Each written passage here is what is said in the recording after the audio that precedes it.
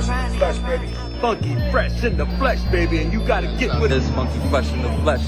Funky fresh in the flesh, you know what it is. Right now, you tuned in to Funky Fresh in the motherfucking flesh podcast, nigga. Funky fresh in the flesh podcast. Funky Fresh in the Flesh podcast. Funky fresh in the flesh, you know. Hey yo, funky fresh in the flesh, that's funky fresh in the flesh, you heard? Whoopsie. Big shout out to Funky Fresh in the Flesh. What up, though? What up, though? What up, though? Funky fresh in the flesh. We back to attack another year. Have no fear. Everybody need a pap smear. Yeah,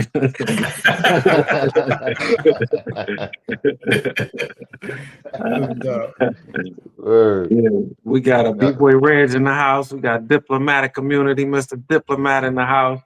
My man Helvin the Collector. You know what I'm saying? Collector 4-2. Never a neglector. Collector. Word. Yeah, thank y'all, man. You know, for real. Hell yeah, hell yeah. Thank you. Yeah, man. What's going on with y'all, man? We've been seeing y'all, man, globe trotting, you know. For real. Well, man, shit, just been staying busy, man. You know what I'm saying? Any opportunity, you know what I'm saying? We go and touch bases with the rest of the natives, you know what I'm saying? Pass off, you know what I'm saying, the work that basically is already there, and we present it to them coming from Detroit, you know what I'm saying? You know, so you know, that's definitely a big thing. Hey, you ran into Teddy Riley. I seen where you posted with Teddy. You had gave him an album, right? What was that he signed for you? That was a vinyl. Okay. The vinyl Dougie Fresh the show. Sweet. You know, you seen Teddy Riley too, didn't you? Yeah, that was a really cool experience. Yeah, that's dope. Yeah, Real he was dope. writing a book. Yeah, I was asking Diplomat, did he ask him about the rump shaker girls? You know what I'm saying? You know, I ain't asked him nothing about that. I ain't asked him nothing about that. Yeah. Should have though. Should have. What's the name of his book, Helvin? Give him a shout out, y'all. Well, Jermaine, do you have the book with you? Yeah, I got the book. Give me one second. I brought some books, but I think they're a little different. I see you got books. Okay, yeah. I want to see those graffiti books you got, you know? Yeah, I got you. Hey, Helvin, what did you think about you heard Nas' song where he shouted out all the graffiti artists? Yes. Yeah, what did you think about that? You know, I think it's a really cool thing that he did, him and DJ Premier. It's hard to shout out like a lot of people who are a big part of a community, right? Like graffiti. Right. They did a great job at naming people who are pioneers or who started graffiti and in New York City. And they shouted out Philadelphia, the West Coast, some freight train riders from around America. So it you know, they covered a lot of bases, you know. Yeah, I liked it a lot. Okay. Yeah, I was surprised to hear that because it was like, okay, he's giving credit to an element of hip hop that a lot of people in the mainstream overlook. Yeah. You know. Yeah. Oh, that's yeah. All right. Yes, What's sir. the name of it? Name of it is Remember the Times. Remember the time, man. Michael Jackson joint. Okay. Yep. Yes, sir. Yes, sir. yeah. Mr. New Jack Swain. You know what I'm Yeah. saying? Had the support. You know what I'm saying? Dope. 2 times. Dope. 2 times. Yeah. Yeah, man. That's he the one put Pharrell in the game, you know? Man, bro, all of them basically used his style. All of them, bro. All of them used his style. And they, you know, they made something with it, and they kept rolling. But one thing you got to give that man credit for that style, that gift he brought in the game. You know what I'm saying? You got to give him credit for that, Hey, for Reg, sure. he did Go See the Doctor, you know? Right. Sumo And D. Who Mo you got to Diddy? think nobody else had a whole class of music named, you know what I'm saying, based on their style, like New Jack Swing. You know what I'm saying? Like nobody else. I mean, you got like G Funk, but it was just different. New Jack Swing covered everything, hip hop and R&B. Mm-hmm. It was interlinked. You know what Right. I'm saying? It was two styles. He interlinked them. You know Yeah. what I'm saying? So that's what make him so. That's what made Teddy Riley so unique. You know what I'm saying? You When know. somebody asks me about Teddy Riley, I just be like, "Look, you can shut it down with two artists, Michael Jackson and Redhead Kingpin. Like nobody else, nobody else has that variety of artists under their belt." Yeah. No, nobody, nobody. He can't even name one. You Yeah. know what I'm saying? Michael, Mike MJ himself. You know what I'm saying? Right. You know, great. Hell yeah. But it was real cool, man. It was a lot of, what I'm saying, his daughter was there. Okay. Um his cousin showed up, you know what I'm saying? His cousin was in line, Right, you right know what in I'm front. saying, talking to us right in front of us, just talking to us like, oh yeah, Teddy, yeah, that's my cousin. I'm like, oh, so it's crazy. It was laid back, bro. You didn't have, the crazy type of people in there like, oh, they get fanned out, going crazy, whatever. Everybody was real civil. And the time that it started, you know what I'm saying, it started, noon. So it's like a lot of people were still at work. A lot of people they snuck from work to go over there to, you know what I'm Yeah. saying. So, but yeah, it That's was dope. cool. It was only maybe 40, 50 people that Okay. showed up at the most. You know what I'm saying? Yeah, yep, it was cool, man. Hey, speaking of, on the music, I want to ask you on the art side, Helvin, Yes. what's your favorite album cover? I think the album cover that Cause the artist did for the clips for the recent drop, that has to be one Mhm. that stood out to me the most, where it's like you were mentioning before, people usually don't give credit to other parts of hip hop, or parts that people enjoy, every day. So I think that's one that I think gets overlooked too, because his art's very synonymous with people's like sneaker collections, or like that room people have with their grails in. So it's become, I think, part of like collecting. Like. Yeah. Right. I remember going to New York, man, and just, wanting to go down there and take pictures by the graffiti, you Mhm. know, go to the projects and, what I'm saying, just pose and stuff in front of the graffiti, man. How long you been collecting graffiti art, you know? Um, Collecting graffiti art, I think maybe like 10, 15 years, and I do it a couple ways. One of the ways I do it is I have these black books where when I meet an artist, I have them do either the thing that they're famous for, their tag, whatever they like. Like this artist right here, Okay.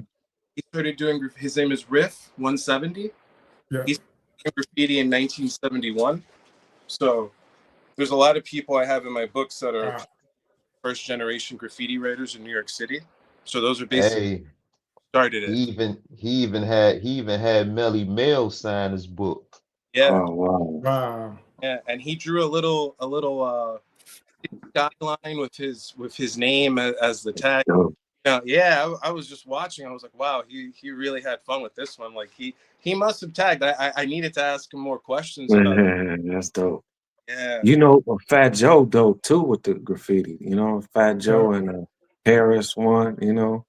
yeah, Fat Yeah, Joe, right? yeah, And he would do it in the South Bronx. He would do throw ups. He would do straight letters, and he's been doing a lot of artwork recently. yeah. Tough love again. Yeah, Yeah, he'll bunch of outlines and drawings that he's done.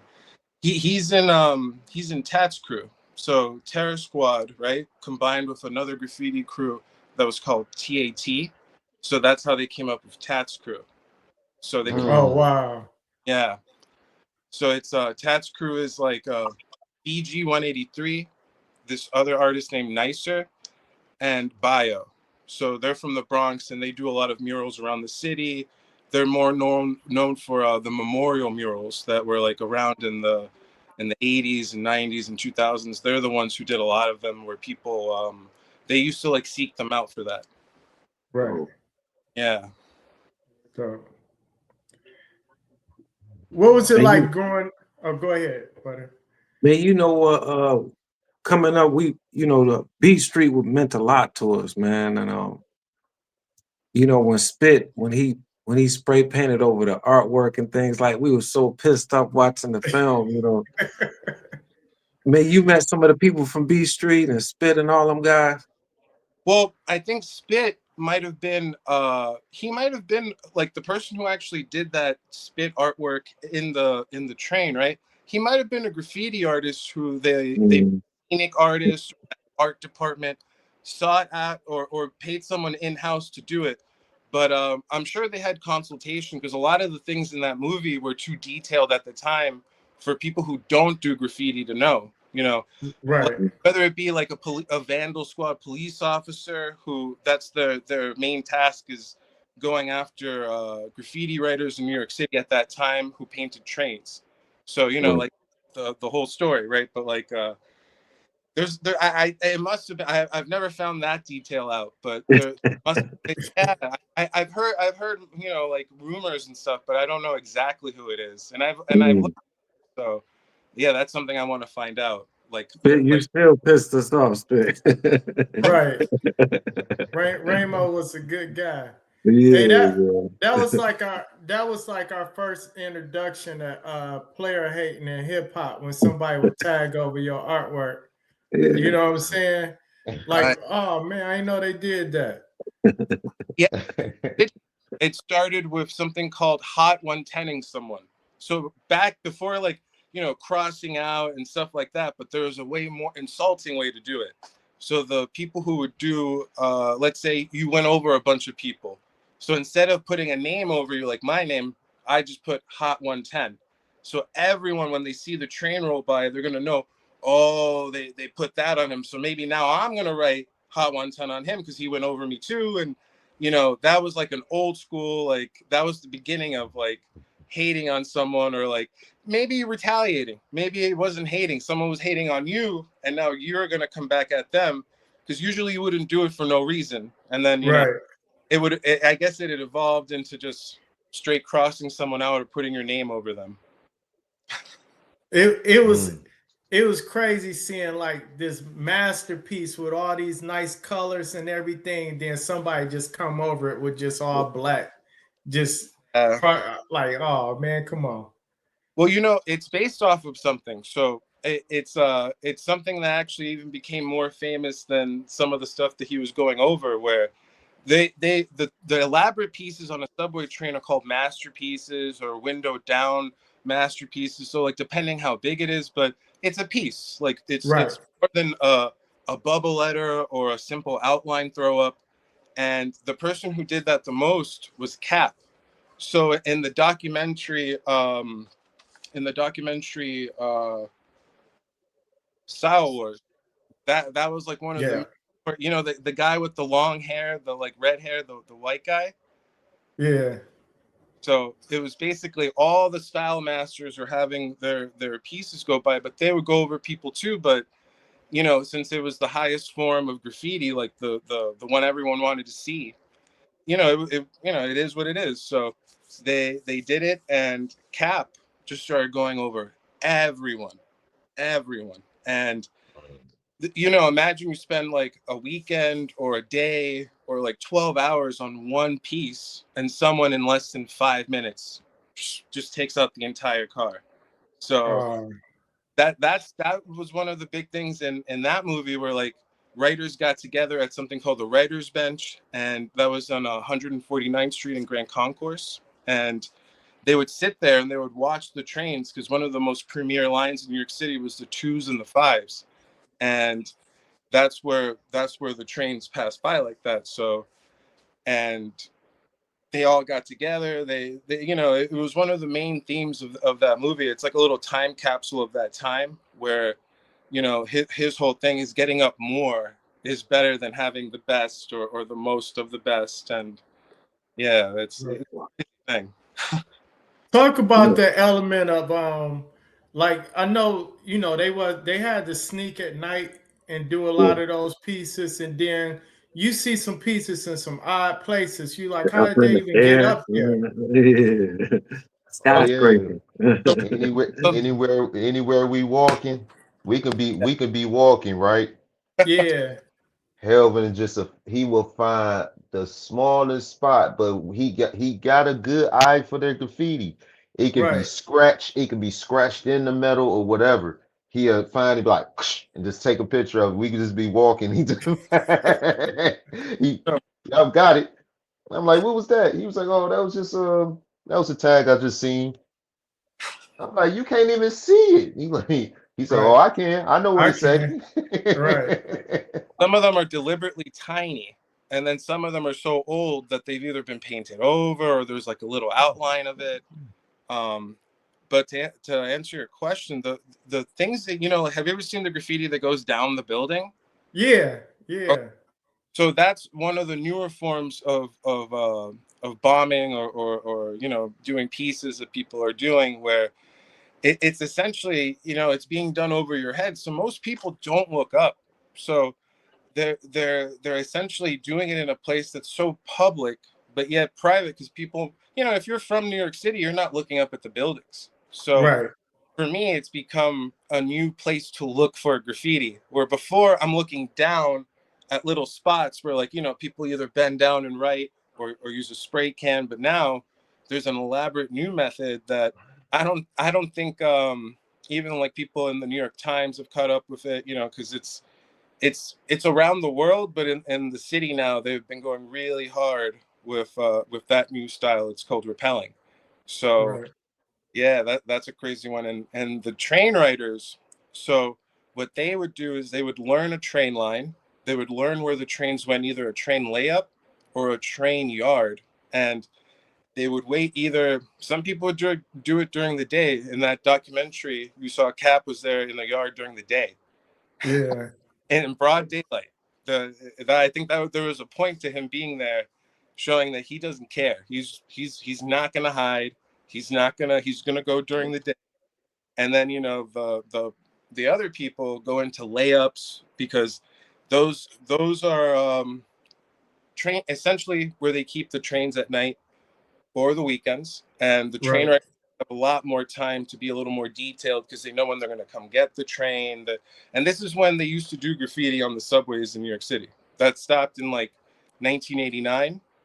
So it went from like late 60s to 1989 on the New York City Transit. And people kept doing it after. They just erase it. They have a new rule. They won't let it roll. It happens. Right. Mm. They have to take the train somewhere to buff it. And I do see them sometimes, and I photograph them or I video them, and they'll just be zooming by. You know, you won't know it's coming. But sometimes I've gotten lucky. I've photographed, yeah, like at least more than 10 train cars with graffiti on them. For sure, Right. nice. And In, More in the than that. in the 80s, in the 80s, New York was painted up. You know what I'm saying? Right. Hey, yeah, tell me something. You know about the Shirt Kings? You know, yeah. So I met those guys out here, man. They did like the Audio 2 T-shirts and LL shirts and all that stuff. yeah, they did the Reek You, full shirt. yeah. Say, what's his name is Fade or something? Yeah, sure. Yeah, Yeah, Fade has a long history of doing his like a lot of those shirts that people wore in Queens, and a lot of the Shirt Kings. Um, they were basically like a a big thing about going out, let's say to 42nd Street or like 40 Deuce, right? People would take a picture near this little ceramic tile map of the city. It's a NYPD station now, but it used to be like a welcome center in New York. So like it's one of those little places that people would always go take a picture. And that's one of the things people would be wearing, like one of those cool shirts, you know, like maybe a pair of shoes. It's called the Coliseum. I think it's closed down, the place where they used to do it originally. And they're gonna have like a get together to say goodbye. I think the 21st, Shirt King Fade and Mm. yeah, like they've been on the 21st of this month. huh? The 21st of this month, right? Yeah, I think February.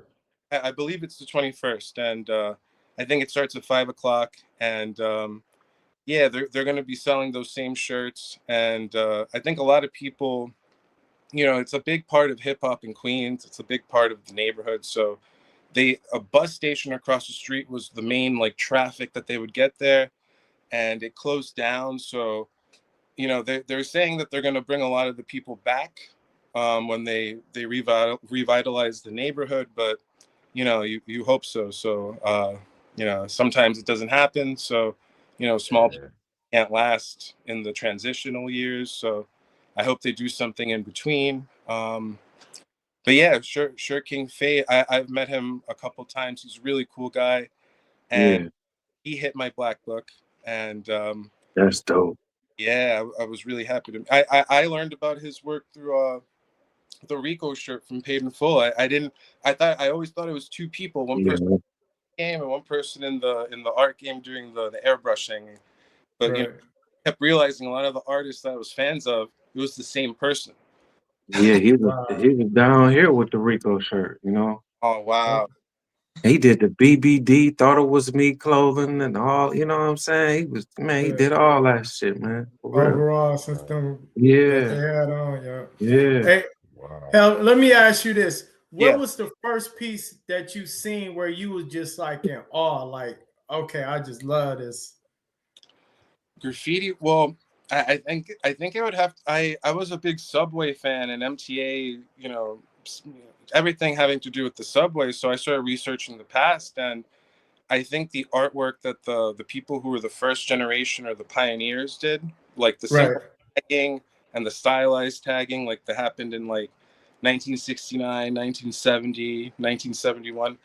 I just started like looking at all that stuff, and I started realizing that some of the graffiti I was seeing presently in like the early 2000s or 2010s was the same stuff. And I'm like, some of these people have been writing for a long time, and I'm lucky now that I've met some of them. And but I think the first ones that blew my mind were graffiti artist named Phase Two. He Oh, yeah. yeah, he's a lot of people's favorite artist, but he did a lot of the early hip hop flyers. And you know, he was someone who was an important part of graffiti. And you know, he has a big connection to hip hop too. And I think he's getting more recognition now, but his artwork was sometimes it was very abstract. He's credited with making the bubble letter style. And so I think he's credited with that term, the Hot 110 one I was mentioning earlier too. Mm. Okay. He has a lot Mm. of, but yeah, he might be the artist that made me go whoa, you know, because his style evolved. He didn't just stay with tagging and the bubble letter. He kept going, and you know, especially on the train. I think he did a train, the Tough City train with Scheme, where I think it was for the company, the record company. So he did a lot of stuff that it went over my head. I saw Scheme speak at the hip hop museum here. They have an annex called the Culture Lab, and they had a discussion about it where it kind of sunk in. I was like, yeah, I never thought about that. Like maybe, you know, because you never know what the purpose of some pieces are, and then Right. Right. around about it, you're like, whoa, like it's a billboard, but no one knew. They just thought it was, you know. Have you met any of the older graffiti artists and they surprised you and pulled out some like old Polaroids of work they did? Oh Because yeah, I know somebody somewhere got a collection of like old Polaroid photos or something of all their work. I think a lot of them have certain mementos like photographs or the black books. But a lot of the stuff, let's say like their early stuff, sometimes is lost because a black book, Yeah. a friend, they were supposed to do something and you might never see them again, or something happens. And picture wise, a lot of the earlier graffiti writers, some of them were photographers. So a lot of their work was saved in some ways because either they shared the pictures or they gave it to the people whose artwork they were photographing. But yeah, some people have some gem collections. I haven't seen some of them, but I do have friends who definitely outshine me with their pictures, because one of the main things I do is try to photograph as much old graffiti as possible. And Right. I've gone, to all the four boroughs. Specifically for subway station graffiti. So in the New York City, they'll have like a subway ad, and under that ad will be late 60s, 70s, 80s, 90s graffiti, because they never painted it over. They just put an ad over it, just Mhm. finish the job. Wow.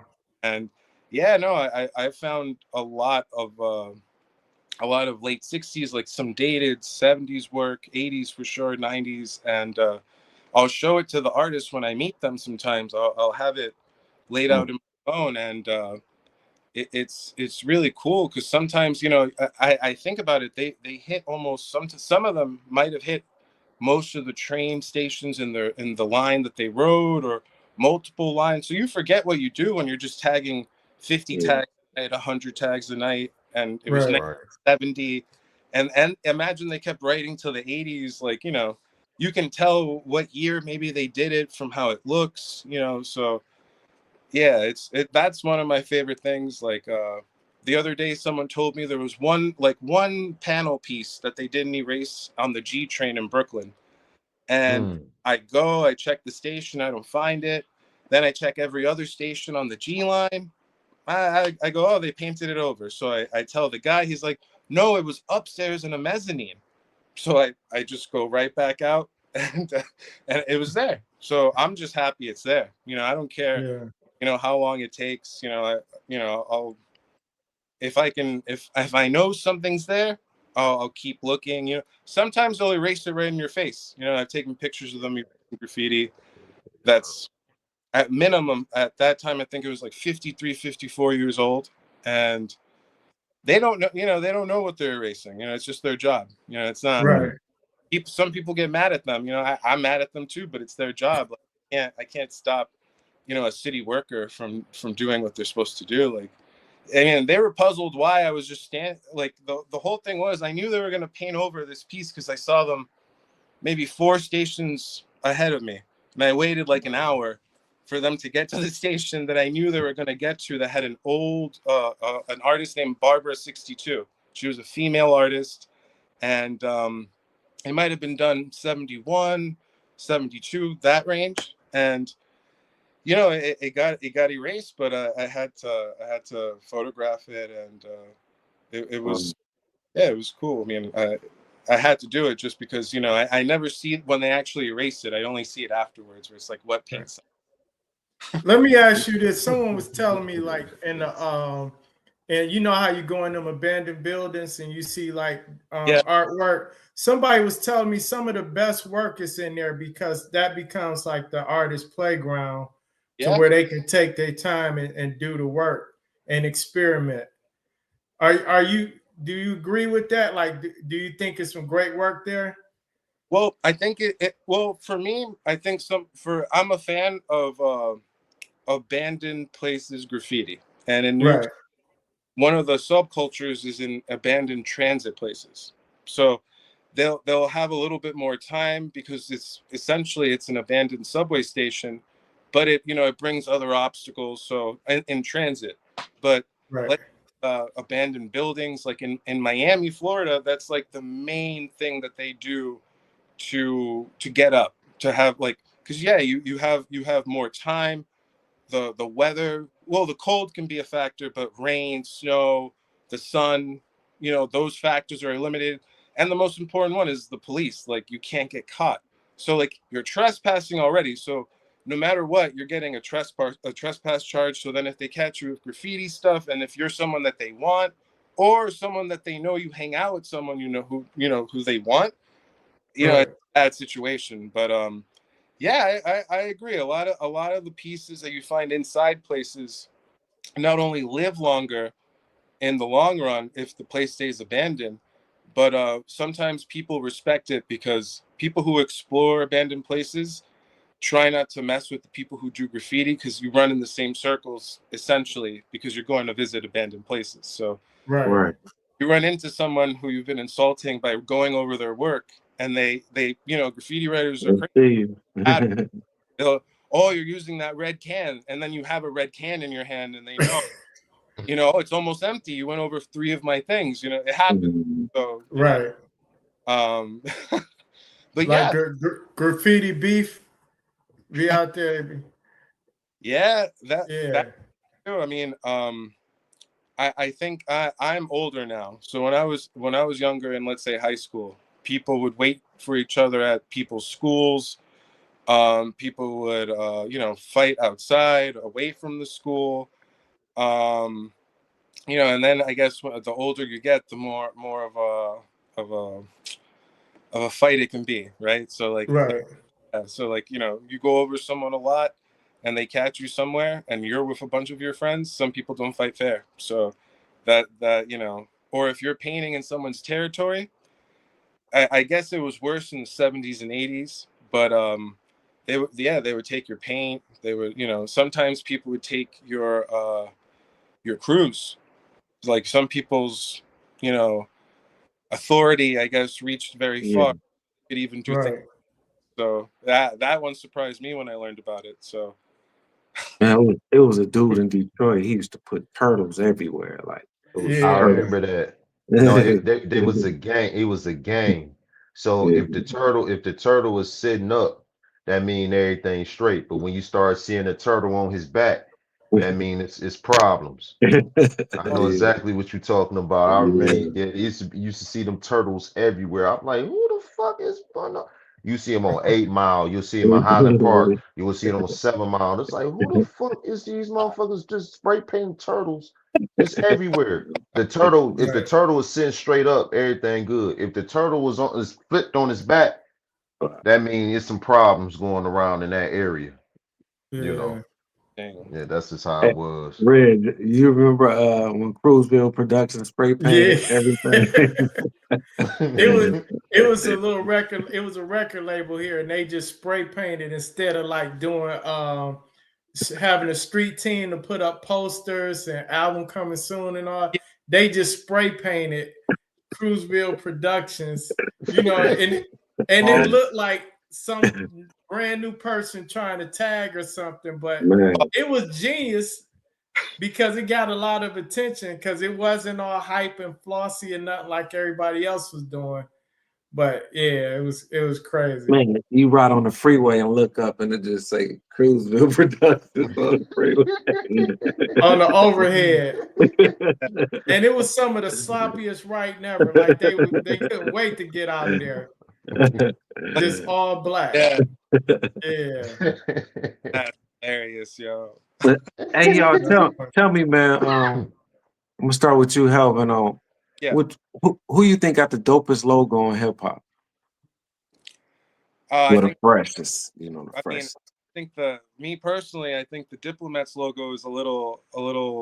That's because I'm a fan. I think that's something that I don't know if I see it everywhere in the world, just because I've been a fan a long time. But yeah, I mean, even with what's going on now, the logo, I still see people wearing shirts. People, yeah, the Diplomats logo for me. Yeah, because a lot of other group logos, I guess the people in the groups overshadow the logo or the name, right? Because they Yeah. have it themselves. So I don't know. Right. Diplomat, same for For, you. for me, I had to say Rockefeller and Dipset. I see that Bodie James, the Auto Rock climbing T-shirt you got on, Helvin. Yeah. Yeah, Yeah, that's he what's up. repping. Yeah. He repping. A dope logo too. Hey, but in our Repping. shot, in our coming up, it was like Run DMC was like everything, Mm. Yeah. That Yeah. logo, it That just because it was so plain, but it meant something. Like it was plain, but it was bold, but it was Hmm. more like, yeah, it was just they whole aura around them because it was fresh and it was new. But Mhm. I think my favorite logo in hip hop is PE logo, the Public Mm. Enemy logo. Public Enemy. Yeah, because it's almost like it's a message. That bold army type text. Yeah, You know what and I'm E saying? Love being a target, it's like, you know what I'm saying? Like we're Yeah. always a target. It has so many like meanings underneath it, right? So yeah, that's my favorite logo in hip hop. Y'all check out our interview with E Love. He talked about it. Rest in peace to E Love. Yeah. Yeah, record label logo. What Def Jam had one of the dopest logos. Well, it was plain, you know. Yeah. Good one. Yeah. Yeah, so it was plain. Head- It was plain and dope, you know. The Hell yeah. arm with the record label. I mean, a record player arm. You Record know what player I'm arm. Yeah. Yeah. saying? Yeah. The J come around. Yeah. Yeah. That's one. Yeah. That's definitely Def Jam is definitely an iconic, you know what I'm saying, label, just like how Rockefeller and Diplomats is as well. You know what I'm Hey, saying? But Helvin, man, Yeah. we gotta get Nas to get you to direct the writers video, man. You know. Yeah. Look, one yeah. of the friends made a little clip of all the artists he's mentioning when he's rapping, and it was it was mostly I think his original photography, but I'll send you guys that. It's pretty cool, like so you can see who he's talking about, because even Oh, sweet. yeah, even some of the West Coast artists I knew a couple of them, but I didn't know one, so I had to look it up, and then you go, oh yeah, I've seen that before, but I've never been to the West Coast. I don't live there, but you see it on Instagram. So it's one of the things about social media now where sometimes you might not know what state it is or if it's in our country, but you go, oh, that's cool. Like I like that, like, some people only like things where they're from. And, that's cool. Like, I guess, everyone has a mentality, but, in New York City, a lot of people come and visit here and they paint. So I might not even know you're from somewhere else. I'll think, oh, that's cool. Like that looks like they're Right. very good writer, but I've never seen it. So I assume they're either someone who is from somewhere else, or maybe they took a break and they lived here before and I don't know about them. But I always try to respect people's artwork, at least. We Right. start around like the 90s, like the early 90s.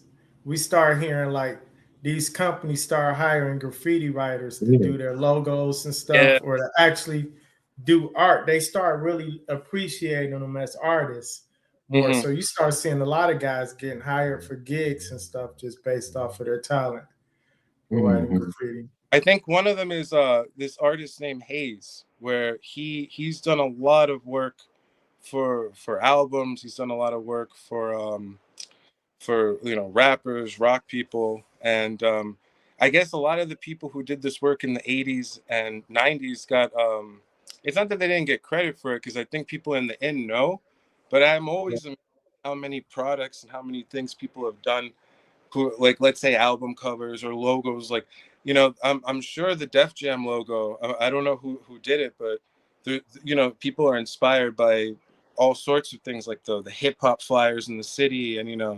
having Right. like the Buddy Esquire kind of flyer designs, like a lot of the stuff was I guess there was an evolution to it. And when people became famous enough, they got cool jobs with, I know Futura 2000 did stuff with The Clash. I know he did a rap album, and he designed a bunch of them where it's 5 rap albums, and if you turn them over, they all connect to a 5-part vinyl piece, like an Mm. effect piece that he did. And it's Right. his album. Another one is Phase Two's rap album. It's called The Rocks. And yeah, I forgot the other 3, but it's so cool. It's like, when do you flip over a vinyl from the cover to look at the back and put it together with other vinyls? Like, it's just, Right. and it's something cool that people did. Speaking of Man, artists, like it's a lot of MCs and DJs that used to be graffiti artists or still are.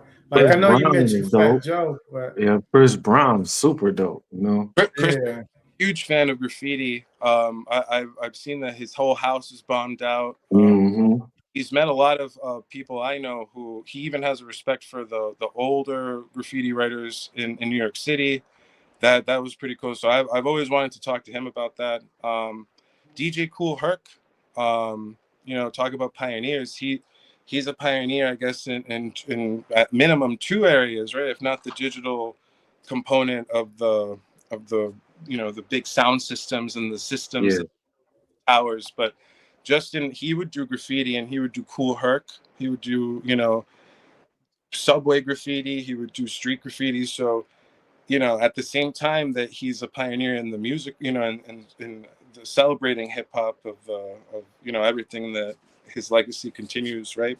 He's also a graffiti writer, so it's like that one was the one who always that blew my mind, because I always thought it was 2 different. That's another instance where I'm like, nah, it's the same person, you know, like this is Yeah. you know, like they celebrated it here in the city by, you know, having it the building at Cedric Avenue, having it, you know, on the anniversary be, you know, a huge deal in City Hall and around the city. So I think people who didn't know about it before learned a lot about it. So that's one that surprised me the most.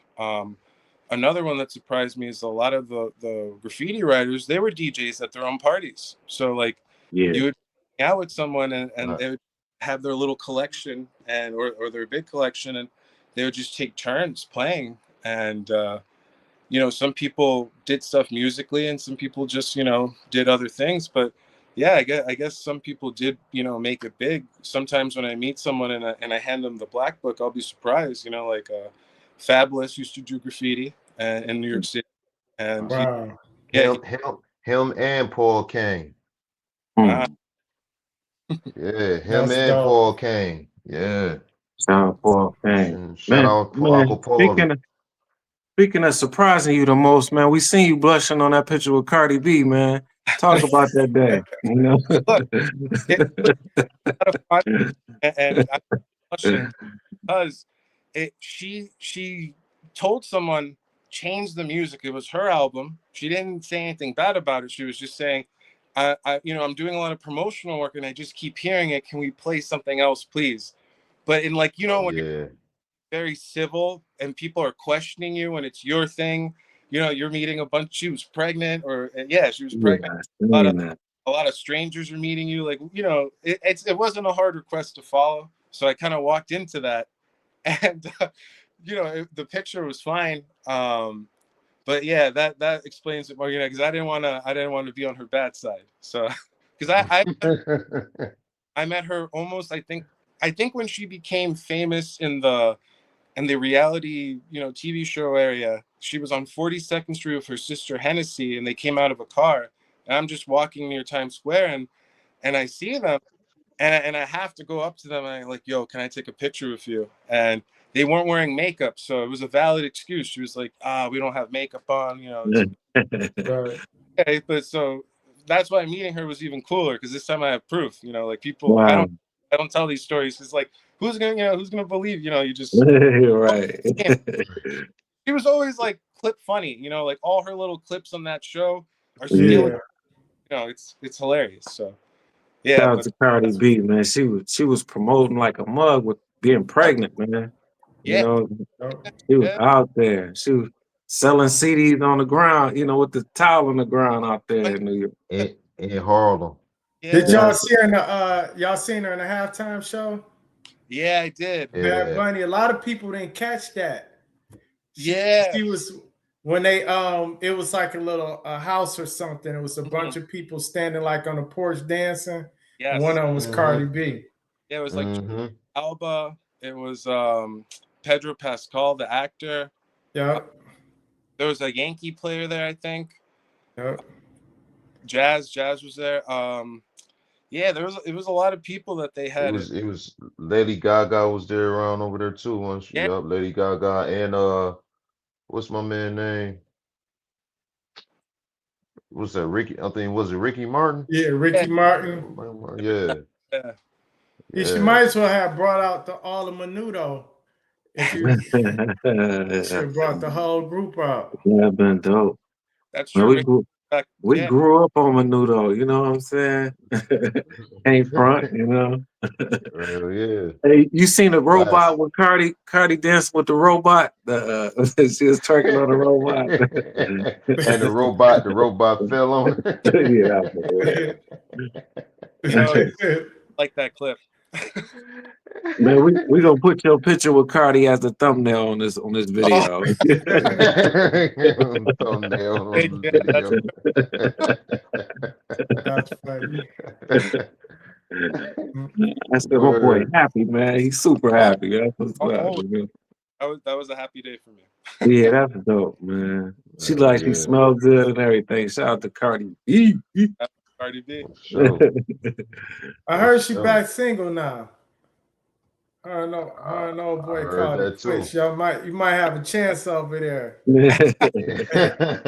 I heard that too. Yeah. Yeah, heard that too, for sure. Hell yeah, man. Like even the event we went to, I think it became a meme too, with all the pictures she took with everyone. So Wow. yeah, she goes viral. I think she just goes viral without even trying. She doesn't even know sometimes, right? Like, Right. Yup. Yeah, she's a natural, man. yeah, For real. yeah. Hell That's For yeah. good. real. We see you Definitely a with natural. DJ Premier, man. How was that Mass Appeal meet and greet? I know you was down there a few times, man. Yeah, that was Yeah. really cool. Mass Appeal had a, I think the storefront used to be Stadium Goods, but on Canal Street they had a bunch of spots where they would sell really cool old school shoes or new school that were like, top of the line. So I guess the space was empty, and Mass Appeal just did a really cool thing with all the projects that have been releasing. They give each one like a little booth where they did like a comic rendering of the comic book that they did, because I think a lot of the albums had comic book pairings. They basically went together with some of the songs and the artwork. So Yeah. they went full out with the pop up, and I think it produced a lot of cool moments. Mm. Yeah, the DJ Premier one was a really dope one, just because I think a lot of fans, they don't get to meet people that they listen to all the time. And when you do, it's like, you want to tell them something, or we want to get something signed, but there's a lot of people, and they still manage, to bring you in one door, out the other. But All right. it was done really well. So yeah, I like that spot. So, Yeah, that You was a you good know spot. another collector in the game is Pete Nice. Yeah, Yeah, he's him and yeah, my dude from X Clan, man. They both, dude from X Clan is on the show as well. Um, and he talk about Pete Nice, you know what I'm saying, our homeboy. Um, Paradise Gray. Yeah, Paradise Paradise Gray. Gray is yeah. on the channel. But he talk about Pete Nice, man. Pete Nice collects. I remember back in the days as a kid, he was talking about being in other businesses, and he was talking about being a collector, yeah. baseball memorabilia and things like that. I remember him on Wow. one of those TV shows, and I just thought it was some of the smartest shit back then. You know what I'm saying? Yeah. Talk 'Cause talk about coming in contact with guys like that. well, I got lucky when I met him, because I attend a lot of the same, hip hop events or graffiti events, and I got lucky. He was showing off all these. There were record label stickers. There were promotional sticker and flyers for rap albums, and from the late '80s, '90s, and it was a lot of places where basically they would have a room full of the free merch, right? And Mhm. people would take stuff that they, like shirts, whatever, like you could wear or you could display. But the sticker stuff, I guess, was interesting, right? Because if you got a sticker, what are you going to do? You're going to stick it to a computer, to something, right? And he had the forethought to keep them, like little mementos or little artifacts. And every time he went to an office, I guess he would try to get, a couple of each, or ask, hey, do you have this? Do you have that? And in the moment when people are at things or work somewhere, right, you don't think about collecting business cards. You don't think about collecting, Yeah. um, let's say if someone sent you a memo or someone faxed you something, right? Like, Mhm. hey, I have this album. Have you heard it? And then it's, insert album. It's something, that no one heard of at the time, but it's like the reason people remember that year now. Yeah. Some people had that foresight to have huge collections. So he was showing off all these stickers, and I'm just like, yo, can I film you do this? And he's like, yeah. And it was Eminem stickers from a bunch of Yeah, that's one. yeah, a lot of Eminem stuff, a lot of stuff from the promotional days where people had street teams, right? Where, like you were talking about earlier, doing the spray paint stuff. Some people use stencils. Some people Yeah. would, yeah, they would use stickers. They like, I remember, I would go by a lot of Rockefeller Records, like used to be at Worldwide Plaza, and after school, if you were lucky, there would be rappers who would be there, and they would meet people, and sometimes it would be like Fat Joe, sometimes it would be like the Diplomats, or it would be like someone like Jay-Z, and people would just surround them in the little courtyard, and they would hand out the if you were on the outside, it would be like street team people giving you, like, because you're not going to get near it. They would hand you something, you just take it, you don't even know what you're getting. And one of those times, Fat Joe was signing, I think, people's composition notebooks, their binders. He wasn't saying no to any. He was very cool, and he was standing on top of the fountain there. And then I guess his crew was around him, but every kid was just coming up. I was like nowhere near him, so someone just came up to me and gave me a bunch of Terror Squad stickers, and I was like, yo, this is so, I didn't realize what they handed me. And I was like, yo, you got any different ones? They had different ones in each pocket. They started handing it to me. I'm like, what the? And I started understanding this is why these kids are here. You can, you can meet someone, you can get some stuff. And I'm just like, whoa, that was my introduction to it. So when Pete Nice is going through all his stuff, I'm really, he has, like, this is like the people's like biggest sticker in their collection. Each one is like a grail, and Wow. a huge crowd of people just like comes over and just like watches us like go through everything.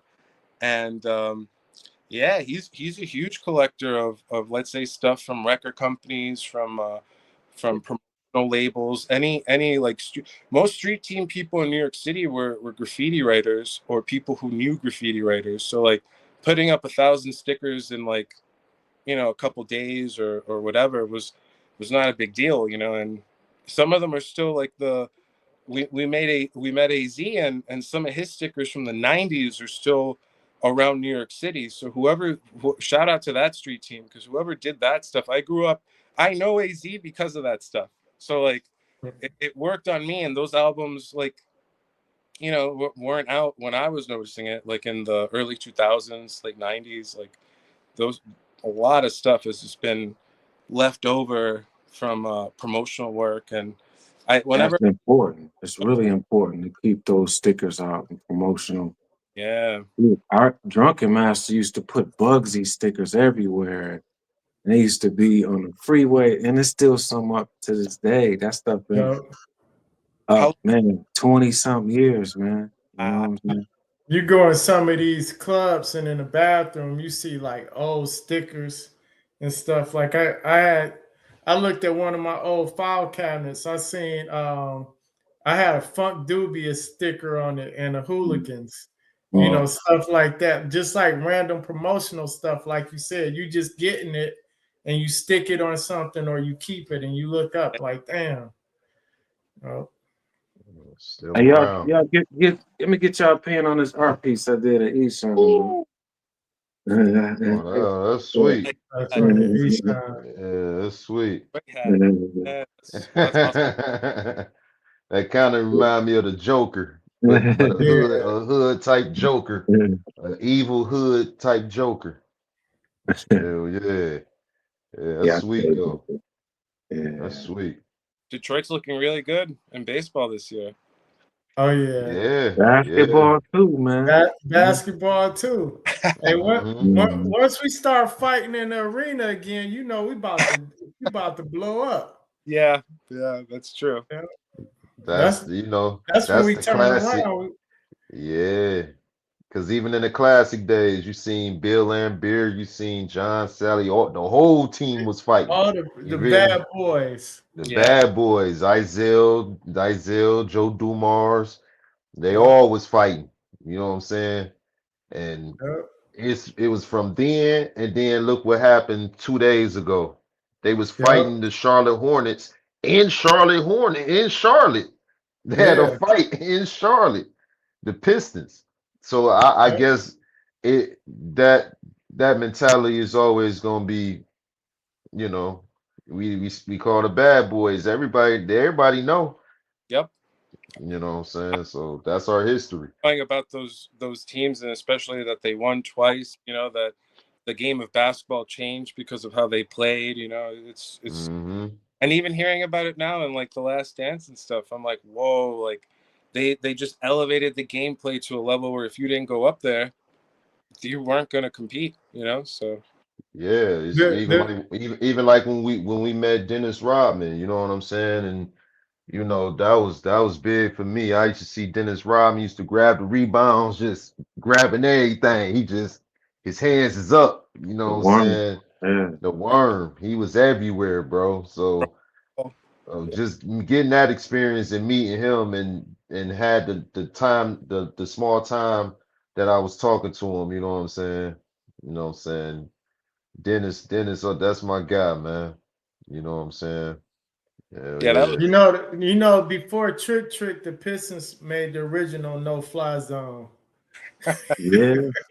You couldn't. Yeah. Jordan was trying to hop around up there. It was like, no, that ain't going down here. yeah. The original Mhm. no-fly zone. Original no fly zone. No, Hey, Yeah. yo, Helvin, I want to ask you, man, before we get out of here, what's the rarest trading card, sports card you got? The rarest? Hmm. I think I have a couple of cards that are one of one where sometimes the Topps company will take another autograph, take the signature part, and then make it like a one of one card. I think those may be my most, like, one of them is Elston Howard. He was a Yankee ball player, and that's a cut signature one. I think though, like I have a Derek Jeter's autograph. That one always, Okay. like, money wise, goes for a lot, but most of the stuff I get signed, I either, I want to keep it, or it's like a memento from that time. So I met him at a dinner. Like, my friends were having dinner somewhere, and we're across the street in my friend's apartment, and he calls us. He's like, yo, I'm not joking, Derek Jeter's over here. So, and I had just bought a pack of cards. I was wearing a Derek Jeter shirt, so I look crazy. So, I'm like wearing a Yankees. Like, at least you're wearing a Yankees hat. That's normal. But, like, I look like I was at my apartment, and I put on a shirt, grabbed my base.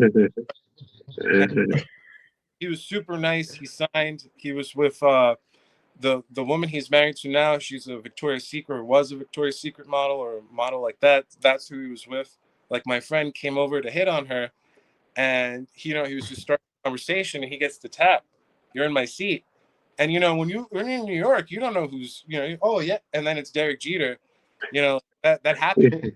You You know, better be glad it wasn't Mr. T. that's funny. yeah. Hey, what's the one card that you want, like, that you want to get your hands on? Yeah, that's a good question. The one card I've always so there's these cards called T206. They're these baseball cards that came in cigarette tobacco packs when, I guess, back in the day, you might have been a kid smoking, or your dad might have given you the card, whatever the scenario was. That there's packs of cards that come in these packs of cigarettes, and there's one, the Honus Wagner, the T206, is like one of the grails of the baseball card community, where that's the most expensive one. And there's other cards in that series. Like, I've never gotten one, but I've always thought about it. Like, it's kind of crazy. Like, we've gone from, in the 70s, 60s, 70s, 80s, 90s, having bubble gum, where, like, it Right. started out in cigarette packs, or something like that. So that might be a cool goal, like something, You get some chewing tobacco on a baseball card for the kids. some tobacco. Chewing tobacco on the Yeah, baseball card. spitting out that snuff and stuff. Helvin. Hey, yo, show us your Basquiat paint. Huh? But he was saying, show us your Basquiat painting. Oh, oh, it's funny. Like in the collecting community, that's one of the things everyone wants, right? And they're so expensive. And let's say when he started, it was three people. So John Michel Basquiat's the one we're talking about now that everyone knows, and the like, they have the paintings, but there's other artists who he went to school with. One of them was Al Diaz, who's he's also Samo. So like, there were three friends. I forgot the other guy's name, but he's a little lesser known. But originally it was three. So it's funny that even the out of this world crazy prices that sometimes of his pieces have, it's kind of based in the graffiti world. And it's one I guess people have an argument about, where it's like, oh, what's art in a gallery and what's graffiti. But like, it's, if you were discussing it, there's merit to it. And I've met Albert Diaz, and he's a really cool guy, and hearing the history behind it. And they went to school together, a school in New York City called City As. And he showed him these train layups in the Bowery. And they did graffiti there. So if people were doing graffiti on a subway train, I guess I have to call him a subway graffiti train writer, right? Or train writer. So I wasn't there, but I believe him. It's some of the stuff is documented. So that's the other thing. Like, sometimes people will have stories, but he I think, yeah, he, even in his book, you can see a lot of the things that they were talking about, and they're in the newspaper too at the time. So it's a documentation is a really cool thing. Like, like this podcast, like all this stuff is important. And documenting it and preserving it for the future, because now digitization is like how people are going to see this stuff in the future. Yeah. Right.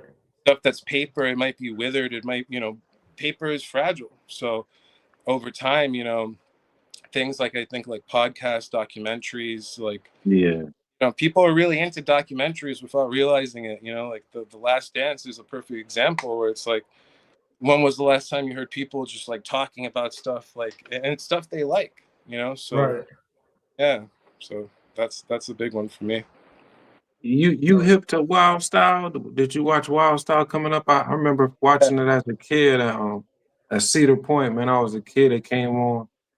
It was on late, real late, man. And when I stopped and seen Busy Bee, and had the girls in back of the limousine, I'm like, what is this? Yeah. They, it was just the graffiti, everything, man. Man, shout out to everybody in Wild Style, man. Yeah. You met some of those guys? Yeah, I've met. So he's the writer director, and his name is Charlie Ahorn. He's a cool guy. He so the people who are starring the movie is Lady Pink, and she's the female graffiti artist that's like represented in the movie. And she's very popular till this day. They had an art show tonight in the Bronx at Lehman College. And Lee Quinones is the other person who's an actor in that movie. Okay. And yeah, he's more or less like what the movie's about, right? So the like his protagonist's name is Zorro in the movie. So like that's why famous piece that you see when they're doing the B-roll of the movie going by. It was they did it on a real train, so it ran. And it's kind of cool that they got graffiti writers to act in a movie, because it's a hard thing to do, get like little time capsules in a time when people weren't documenting this stuff. And it had b-boying, it had rapping. So it was a big part of, I guess, representing parts of the hip hop that I guess didn't get so much recognition at the time. And like you're saying, you saw it on a replay, right? So it's like, man, that was a movie, man, for real. Wild Style. The basketball court scene, that was one of the first like interactive battle raps you seen. And my man coming in there with the sawed-off shotgun. Yeah. Oh yeah, Yeah. uh, Motherfucker. no, but that Hey, stuff. Some hey, people. man, Fat Five Freddy was everything, man. He was the coolest thing. You know what I'm saying? Like, he just seemed like he was in a place to be all the time. When I seen him in Move the Crowd video, I thought he was related to Joe Dumars. I don't know. I don't know. Yeah, yeah, yeah. Some silly The shit. way he look. Yeah. Yeah, Well, Fat, but he was always in a place to be. Fat, I'm sure he got some Basquiat paintings, man. Fat Five Freddy, yeah, he I'm was around all of them. nuts. Like because he was with a lot of these people before the fame, so I can Hmm. only assume. But yeah, a lot of the people he did art with, um, yeah, they're right now. They're some of the most popular artists in the art world. Like in Florida, like when they have the art week in Miami, and they do the whole thing at Art Basel. So it's like it's crazy how it's some of those same artists are still at the forefront of contemporary art and graffiti, or whichever medium they do. Some people do metal sculptures now. Some people do like books. They Yeah, document things. So yeah, but Wild Style is a crazy one because I don't think it's easy to do a movie during a time period when it's happening and not have it be a little mistakes or whatever. But it's such a cool movie, such an amazing movie, that I don't think there are many mistakes in it, in the sense of it captured a time. mm, Some mm. Right. try to capture something 10 years ago, or it's hard to do, and they caught that window, and I The think the Bronx, other. the look of the Bronx, not just like it was just so in your face, man, and just to see it just looked like a war zone, and then it just so colorful with the art, and the party, everybody still was happy, and Mhm. people still was fresh, silk shirts, and happy still, you know what I'm saying? Yeah, Right. But it to was. see people make it out of that, man, just seeing rappers from the Bronx make it out of that era, Yeah, because they were so creative, man. It's like even knowing Fat Joe would do art like that, man. It was so yeah, dope to see that. Like this dude is like a real B-boy. You know, real. Yeah, I he. sat next to Fat Joe, man, and I just asked to take a picture of him just posing. I didn't take a Yeah, picture with him. I just was shocked to sit next to him because he just like this Bronx, like this the yeah. home of hip hop. Like, I still got the picture. I'm gonna post it one day, but That's it was dope. him. We was at the show, Russell Simmons, the show. He did a film premiere. He was filming the artist performing, and Biggie sat right like in front of us. You know what I'm saying? Wow. So Fat Joe, to see that era, just like he come from that era. People thinking he just talking, but digging in the crates and all that stuff. It's They was like, tat artists, tats crew, and like, damn, he probably did everything but breakdance.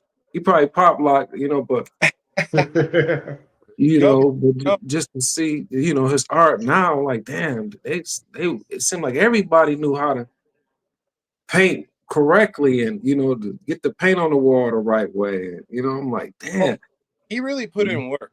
So yeah, I found pictures where people were just like taking pictures by Yankee Stadium, like when no one was going around there taking pictures of graffiti, like that. It was just a random picture, and his yeah, piece behind there. So, I shared it. He saw it. So it's like he sees that people acknowledge that part of him, and it's cool because it's like you guys are saying with KRS-One, with a lot of the hip hop that's in man, yeah, the city, like he's been there. So it's like, yeah, yeah, he's an important part just because not a lot of the people who came out of the Bronx are still around to talk about it.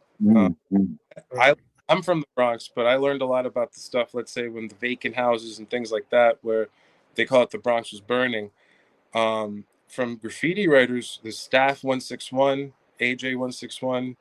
Dynamite 161. They were people who I was big fans of their artwork, and when I met them in person, it was a bigger connection that I had to their artwork because in pictures you see things but you don't hear the story people have to tell you. And they did a documentary on the Ebony Dukes, which evolved from a street gang into a graffiti tagging gang and or crew. And yeah, they're one of the more interesting people and groups I've learned about from the Bronx, where it's like kind of two periods that aren't reflected much of, like, when people had territories and neighborhoods, or Yeah. and they were from Hewitt Place in the Bronx, and you know they're still doing graffiti till this day. So that there's a 50+ year legacy of it. And yeah, the documentary was amazing. It talked about, let's say, the vacant buildings where people in the Bronx would, let's say, like the temperature we're in right now, like winter, they were shooting galleries for people who would do heroin. So essentially, you would find the warmest place you can go to shoot up, and Mhm. that happened to be boiler rooms. It would happen to be sub basements, people don't go. But in an abandoned building, it's even more secluded. So when you're a kid, this is when you were growing up in the Bronx in their era, this is your Right. background. So you're Right. tag, you're playing manhunt, the games of the time. And like you're saying, it looks like a war zone, like what World War II Europe looked Mhm. like after bombings. And these are fires where they weren't responded to, either Yeah. because the building to burn down or whatever thing was happening. And it'd be one fire after another. So like maybe on one block there was like a couple of buildings, but yeah, they said that all the time. They would see people who had passed away, people who had been decomposing, people. It's just how the Bronx was treated. It's like, it was when New York was told to drop dead by a president. So Man, and Mm. shout out to, man, everybody in that era that had to express themselves, man. And even to go out and you look and see trying how to paint it up, how to bring some joy to it, and whatever right. they had to go through to get paint and buy it or whatever, just to feel better. Shout out to them, because that's a real sacrifice for their art. You know what I'm saying? Well, And I think it did It's become a, it it's became a a cry for help almost. You know what I'm saying? yeah, it's true.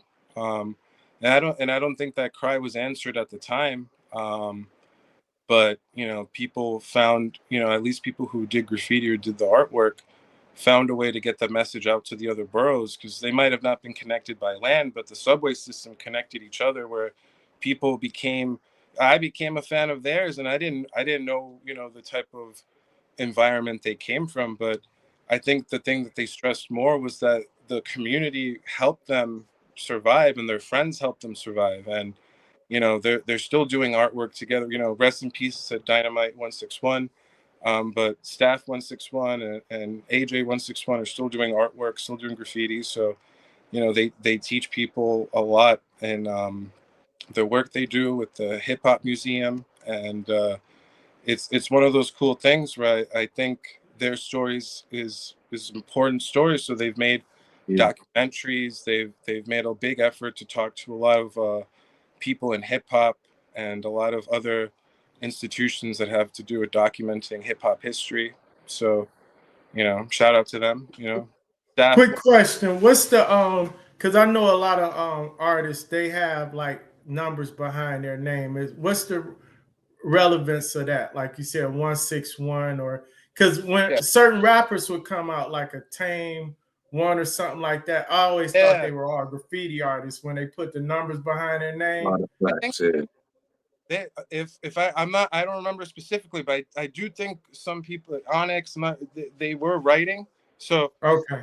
yeah, I'll tell you the history of that. So if you look in the movie Star Wars, there's a part where this is the part that, as a kid, that's the part that made me go, oh, like it had never connected to me. It was a writer named Wasp One, and he explained, he's an older school graffiti writer. So he explained that in the city, Julio 204, he's a guy from Inwood, Manhattan.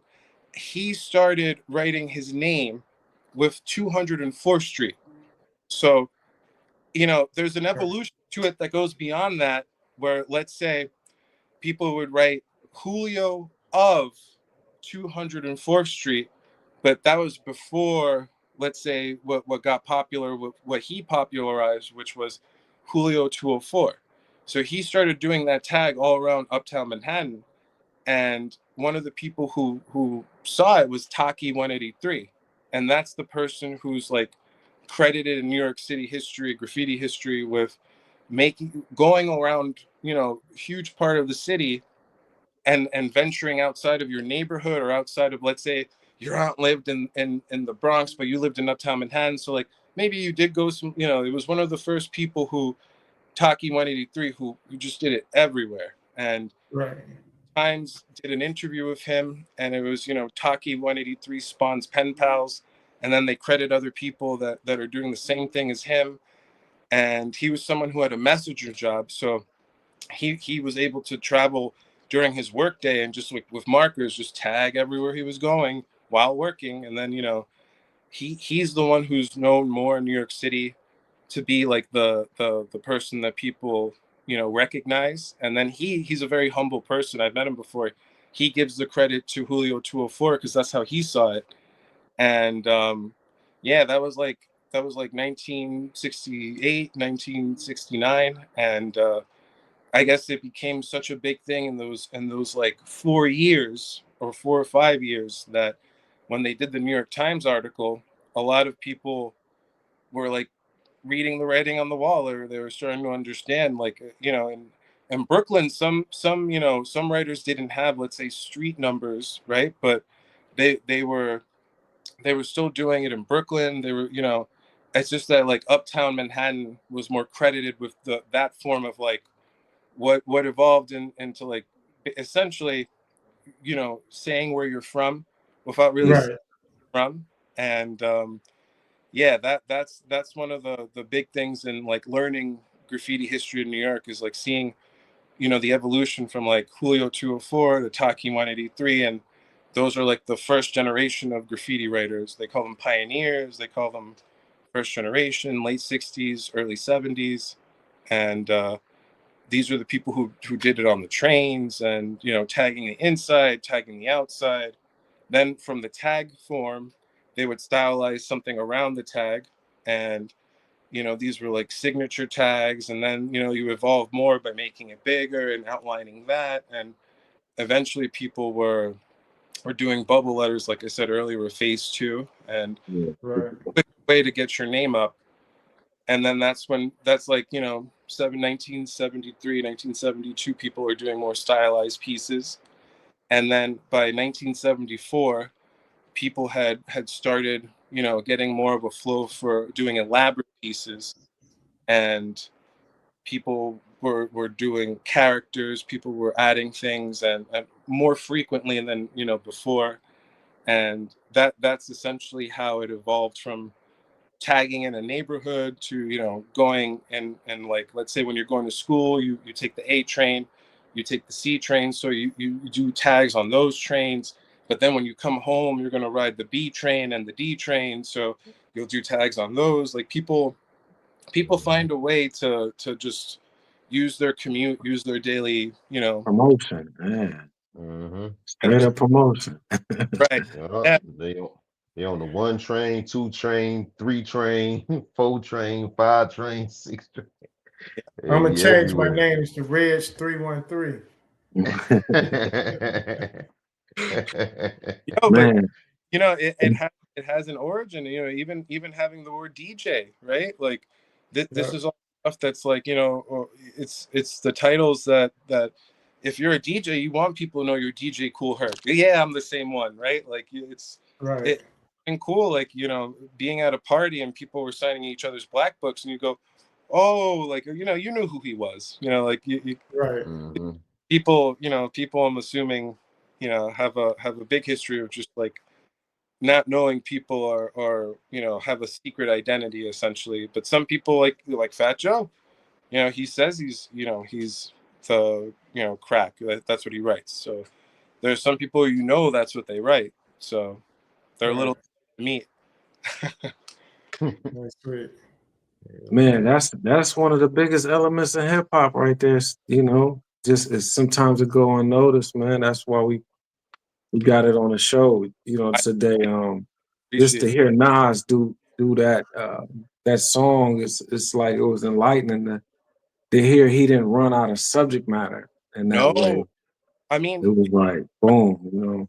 you're trying to credit, like, I know I've left a lot of people out, but you know, he name dropped Charmin 65. She's a female graffiti pioneer who started in 1969, and you know, many people don't know about the female writers back then, but you know, because it's like, you know, when you're looking at all the names on the wall, some of them are girls, so it's like, or women, you know, back then, but they were young, so it's like, you know, she has cool anecdotes, like everyone's getting caught when they were writing on some trains or in a train station, and they're all running, and you know, she's very smart. She, you know, takes off her flats, puts them in her bag, puts on her heeled shoes, and just sits down. They run right by her, they look down at her shoes, they look at her, just keep going. So it's like, you know, because you know, you're thinking in your head like a group of boys, a group Yeah, of, like a couple of dudes, a little, you know, something, not a school age, you know, young woman or young girl. So it's like, you know, she's someone I'm very lucky to have met. I looked up to her work a long time. She's in the song, and they named, you know, like they name drop K Slay Des. He used to write, Mhm. you know, yeah, Clay that, was dope. yeah, Busy he's the guy from days. Star Wars. Yeah. Mhm. Yeah, so that's more of a documentary. Like the Wild Style one's more of the film, and then the Star Wars one is more of the documentary. And you know, remember he's talking about another artist in that doc, where his name is Trap, but he's the younger kid with him, and he's like, one day this kid's gonna be running this whole thing, you know, and you could just see the smile on his face, like, yeah, that's what I'm trying to do. Like, you know, that guy's still doing graffiti. He's still writing. He's still selling his artwork. His name is Trap, and Mm. yeah, it's for me, it's bugged out because sometimes like I know people now and I forget that I know them as you know, these characters in this movie, in this documentary that a lot of people around the world have seen, where it's like, you know, you never think you're gonna meet some people sometimes and you do, and it's cool, you know, like it's really cool. You get to ask people questions about things and they tell you Yeah, things you never even knew to ask, you know. Wow. Yeah, that, like I wrote down a huge list of all the people they mentioned. So like, let's say Zephyr, he was an actor in Wild Style. He's the guy who got spray painted with the Z. That mm, Yeah. comes. Yeah. Lee Quinones is the one who's doing the Z. So another artist they mentioned was Blade. Blade is also he's an Ebony Duke too. So he's a guy who's, you know, who's known for doing more 5,000 or more pieces on the subway trains. Like he was counting. Like this is someone who put out a huge amount of work, and he had a writing partner named Comet One, and you know, Comet started in 1971. So you know, Comet wrote in the 70s and the 80s. So some people, you know, just kept it consistent. Another person was Seen. He's one of the subject matters in Star Wars, where he's the guy where they do the mural and then overnight people go over the mural and stuff. Like, yeah, yeah, that's one of the coolest storylines for me because I had never heard any of these stories, but representing all this stuff in a song is crazy. Like another one is Cade. I just met him at the Hip Hop Museum. Really cool guy. But Crash, he has his own art gallery in the city, and he's in the movie. He's in the movie Star Wars as a young man, and it's like, it's crazy. Like some people have been in this game for so long, and now they're helping other people by having galleries and putting people on, putting shows on. And let's see, uh, Topaz, he does graffiti now. Taki 183, I mentioned, right? yeah, Cornbread from Philly. They even threw, you know, other writers from other. Philadelphia has a huge history in graffiti writing, and they have different fonts that they do over there. You have to learn several different forms of tagging. I think just to be considered okay over there. So they have you know, they've evolved into a big graffiti culture.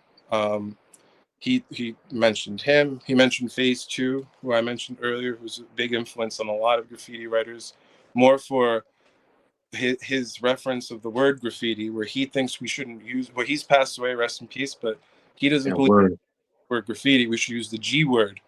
And you know, his philosophies on graffiti are very interesting. They've inspired me in a lot of things, but because it's easy to think, right? It's the criminalization of what they're charging you with. That's why they call Yeah. it graffiti. What's the G word? The graffiti. Oh, that's what they call it, the G Yeah, word. if Yeah. people Yeah, it put a tacky approach to it. You know what I'm saying? Yeah. right. Well, it makes it turns an art form into the definition of what the legal system describes it as, Yeah, right? well, yeah. Right. And when I first heard that, it was on these documentaries called Videograph, and I didn't even know who I was listening to, and I played it back and I heard him again, and I'm like, I'd never heard a philosophy or a way of thinking in graffiti, and or even what you're calling it, and it's that's why I Right. have to look Art. up all the original, right. I try to look up all the original people to see what were the reasons. And in Phase 2, he had a, I guess he had so many fans and people who liked his work, where his opinions and his ideas were documented. He did a book too, so I have that book, and it's one of those things that, like, I guess if you think in my photography, I try to take pictures of the things that are going to get forgotten, painted over, or lost. And Yeah. if I only have a certain number of like hours or pictures I can take, I focus on that. And that's more or less where the Phase 2, because I would call it the G word, but and like when I'm talking about, like, let's say the history of graffiti, it's just easier to use the word graffiti. But I completely respect where he was coming from, and mentioning him in that song is completely major. And Yeah. another artist was Quick is another artist. He just had a show in Italy, and in Verona, and it's one of those things where hip hop is such a big thing abroad, in Italy and France and Japan, where they respect the culture in ways I Yeah. think we may not respect it anymore, because it's more Right. nostalgic, more historical in context by the time it gets over there. And yeah, I'm always very surprised at the things I see people posting and appreciating, and Yeah. over there. But another one was Fuzz. He just passed away. Rest in peace. He was a graffiti writer who did graffiti for a long time, from the 70s into the 90s on trains. And they in the Museum of Graffiti in Florida, they're doing a drop of his, one of the last things I think he did with them, where he did a bunch of artwork for a shirt. So they're releasing it. And another artist was Case 2, who Case 2 is a legend to people because of his lettering style, where he was able to do crazy elaborate pieces on trains, and maybe more detailed than other people, but it's stuff that stood out. He put him in the song. Easy is another writer in the city, where he's known for going all city writing graffiti in like 4 out of the 5 boroughs, let's say, more than most people. And he was credited with his writing partners Jaws and Easy, and going on gates, going everywhere, where people were like, after the train era, people needed things to write on, Yeah. and weren't going to stop. So that's one of the bigger things, where people tried to go to every neighborhood or every area that they could. And the Cap was mentioned. That's the guy that I mentioned earlier, who just started doing, it's called getting capped, where you have a piece and then he'll just do a little cap in the middle. Some people will pay him to do a little cap throw up over their piece, so then you got capped. Wow. Yeah, Mm. isn't that crazy? Wow. That's An- crazy. Another writer is Ghost. He does a throw up with GH, where he was one of my favorite artists growing up. In the documentaries I mentioned before, Videograph, he's being filmed, and the guy is asking him, because he's just not stopping. He's just like GH on every train car, and the guy asks him, like, how long are we gonna be here? And essentially the guy's like, when we run out of paint, and it's a weekend, so I don't know if he wrote or like he knows how long it was, but it's basically until you literally run out of paint, someone chases you out. That was something I always thought was cool. I've always been a big fan of his. Germs, another cool graffiti writer. Charmin 65, Claw, Lady Pink, those are female artists, so I guess he bunched them up because of that. Charmin 65 I mentioned. Claw is a big fashion person now. She's more into the fashion world, in the sense of like she's a designer. She still does graffiti murals. She still does stuff. So she's a big person that everyone respects. Lady Pink, who I mentioned earlier, yeah, she gets a lot of respect from people from being in the film and her artwork alone. She has one of my favorite train cars where it was a tribute to John Lennon when he died. And she did the train car with someone, and it was a cool, they did the Beatles. It was 2 train cars as one piece. That And let's see. So they mentioned the West Coast writers. I'm I'm a big fan of Shaka. He does a lot of tagging. Then they mentioned more New York writers. TK, he was someone who wrote with Easy and Jaws. He's a cool style master. He does fill-ins. I like his work a lot. Cost is someone they mentioned. Cost and Rebs. So I'll show you. This is a book that Rebs did. So this book was sold for like $20, and you had to wait at a graffiti shop. I got there like 4 or 5 a.m. around that time, and I was like one of the first 20 people to go in, but I didn't think it would be as crazy as it was, where now the book sells for a lot of money. And my main goal with the book is Rebs, the artist, did the cover, and I've been trying to get everyone who's in the book to sign it. So like throughout the whole book, it's mostly signed, but this is one of the big things that I try to, when I go to an art show, if I know someone's going to be there that's in the book, I'll bring it. And yeah, that he named those people, I thought was really cool, because it's, some people just don't get any recognition. And yeah. Bomb 5, he's someone I've met who's really cool. He's mentioned the song. He's a really great artist. I'll watch him draw in black books. I'll see him do murals. It's crazy. Like it's crazy to meet people in real life, but to see them do the work that you're a fan of them, it's even trippier. Peak, another great artist, does a lot of work in the city. The throw ups. Some people are known for eras or specific things, or I'm into subway tunnel graffiti, and this is Peak is one of the people you'll see in Revs, and is one too. He's really known for that, and people who are fans of that kind of artwork.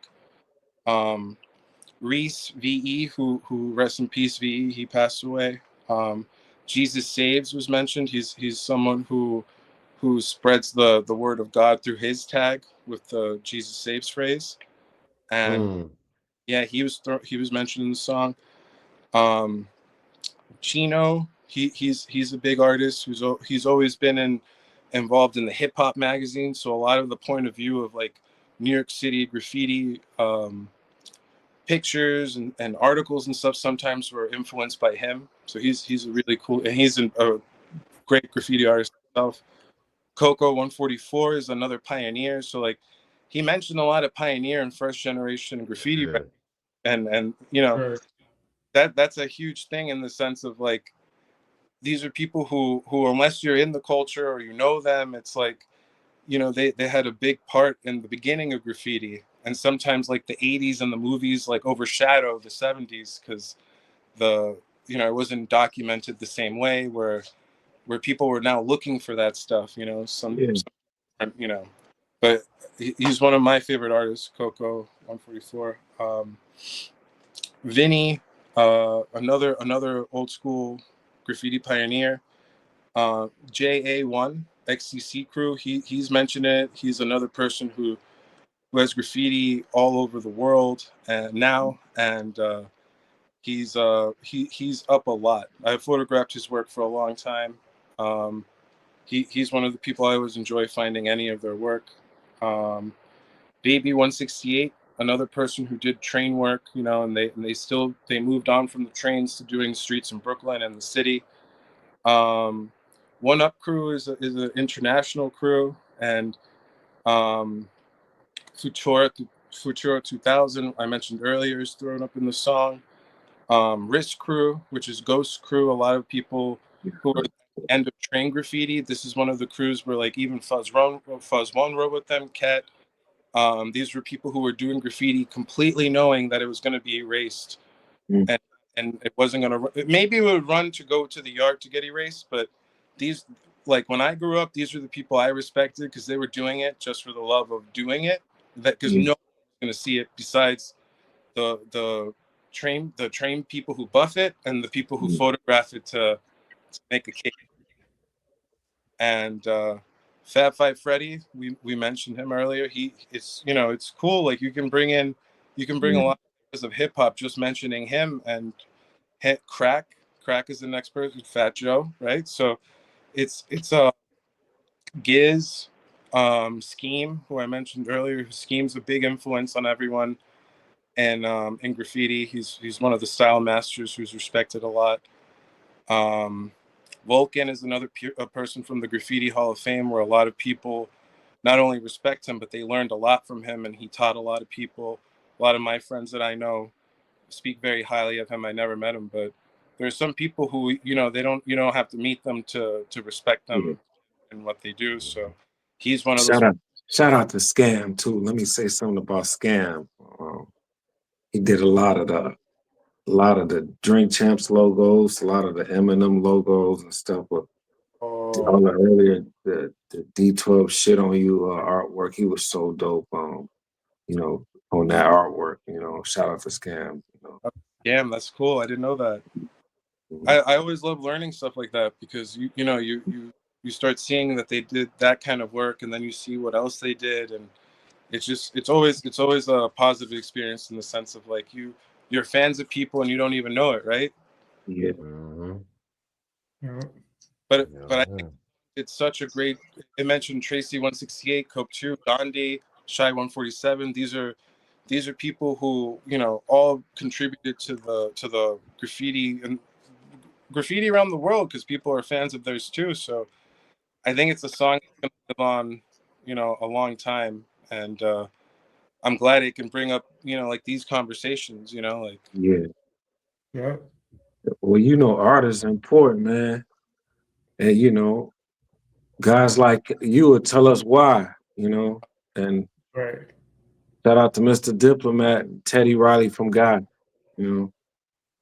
Oh, yeah, I ain't peeped that rap, did you? Yep. Yes, sir. Yeah. Go Man, get it from your nearest bookstore. Yeah, go get my And man Big Teddy Riley TR. book. Hey, Reg, you like that, didn't you? Yeah. Man, Helvin, man, keep it going, man. And when we get a Basquiat paint, man, invest in us, man. We need some help, bro.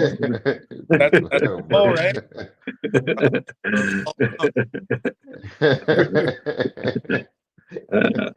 Man. Hey, man, call us when you see Cardi again, man. Man, hit us up. See Cardi. I'll FaceTime us. Yeah. I'll FaceTime. I'll get the picture that way. Right. Yeah. Now I'm gonna show y'all another one of my art pieces, man. I try to do something different on the camera, man. What y'all think about this Frankenstein with a gold Frankenstein. Oh, Yeah. That's funny. That's sweet. Yeah, I'm gonna paint a real big piece. I just like to keep my mind going, No, I like it a lot. I've seen a lot of your paintings, so Thanks, man. I like the inspiration that you get in some of them, man. It's the ASAP Yams one for me. That one's my favorite, but that's because I have it. Yeah. Shout out to ASAP Yam's mom. She got a paint of mine. French Montana got a paint. Helly, he know what the shirt is. It's crazy y'all talking about yams. The little shirt I got on. Wow. Yeah. Oh yeah. Yeah. Shit, we R.I.P. to ready. son, We yeah. ready for the world like Melvin, man. Shout out to my homeboy Helvin right there. You know. I'm like, man, shout out to my boy Hell. My boy Helly. Another episode, man. Y'all subscribe. Y'all go back and see the vintage pieces on there, man. Diplomat hanging out with Teddy Riley. Yep, man. And Helvin Me hanging and out. Helly. Man, hanging out with DJ Primo, man. You know, we living like Conway, Gambino, you know? you know, seen Conway, Yeah. Rhapsody, you know what I'm saying? Seen a Right. couple people. BDC. DJ Premier. Well, you know, Mr. Diplomat, you know the ledge, man. Shout out to B-Boy Reg. All right, y'all. Peace out. We'll see y'all on the next episode. Yeah, funky fresh in the flesh. And we out. There we Peace, go. y'all. Thanks, bro. All right.